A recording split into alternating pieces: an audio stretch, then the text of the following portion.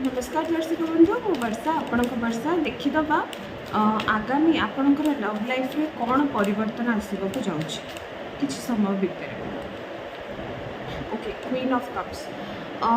आपणकर समय love life रे निहाती चेंज हम मत लगुच कि भल मुहूर्त आसो जदि आपण कि वेट कर अफेक्शनेट वर्ड्स कि किसी अफेक्शनेट मुहूर्त आपण पार्टनर को देन डेफिनेटली आपको सेटा मिल थर्ड पार्टी सिचुएशन जदि किसी अच्छी से आप उभरी जाए आउ देखो जो मैंने कम्युनिकेशन की कथबार्ता अपेक्षा कर निश्चित गोटे स्मॉल टेक्स्ट की मेसेज आसो आउ कि लव ऑफर निहाती आसो आपण पाखक जदि आप सिंगल अच्छा जदि आप रिलेशनशिप अच्छा नेक्स्ट लेवल को जीव आपण पार्टनर डेफिनेटली कथा बुझामणा होती निज सांगसाथी भितर कि ये रिलेशनशिप को आगो को केमती बढ़ेवा कथा आउ से एक्टिव स्टेप्स निहाती नेबे।